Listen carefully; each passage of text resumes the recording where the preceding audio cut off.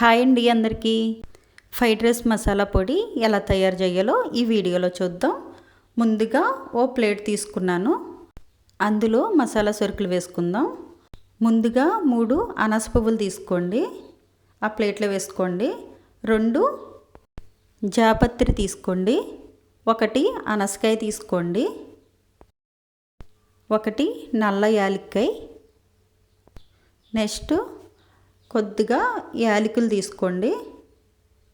మనం మసాలా రెడీ చేసి పెట్టుకుంటే ఎప్పుడు కావాలంటే అప్పుడు చేసి పెట్టొచ్చు పిల్లలకి. ఓ స్పూను లవంగాలు తీసుకోండి. అన్నీ ఉన్నప్పుడు మసాలా ఇలా తయారు చేసి పెట్టుకోండి. దాల్చిన చెక్క ముక్కలు కూడా అందులో వేసుకోండి. ఎగ్ నూడిల్స్ చేసుకుంటాం కదా, అందులో కూడా వేసుకోవచ్చు. 1 స్పూను మిరియాలు కూడా వేసుకోండి. ఇంకొక స్పూను తోక మిరియాలు వేసుకోండి. ఇంకొక స్పూను తెల్ల మిరియాలు కూడా వేసుకోవాలి. కంపల్సరీ తెల్ల మిరియాలు ఉండాలి. శొంఠి తెల్ల మిరియాలు కంపల్సరీగా ఉండాలి. ఫ్రైడ్ రైస్ మసాలా అప్పుడే మంచి స్మెల్ వస్తుంది. కొద్దిగా జీలకర్ర కూడా వేసుకోండి. శొంఠి కూడా వేసుకున్నాం కదా, జీలకర్ర కూడా వేసుకోండి. 1 స్పూను ఇప్ప పువ్వు కూడా వేసుకోండి. 1 కప్పుకి ధనియాలు కొద్దిగా తగ్గించి తీసుకున్నాను, అవి కూడా అందులో వేసి బాగా కలుపుకోండి.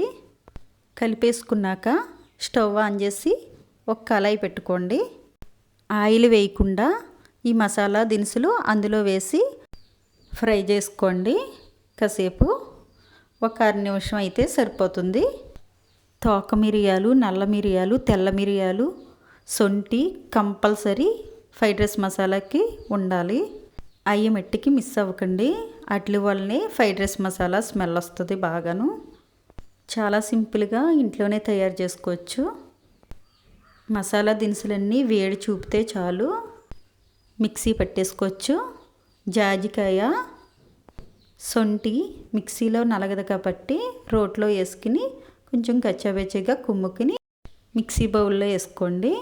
అవి చల్లారిపోయినాయి కదా, మొత్తం అన్నీ వేసుకుని బాగా మెత్తగా మిక్సీ పట్టుకోవాలి.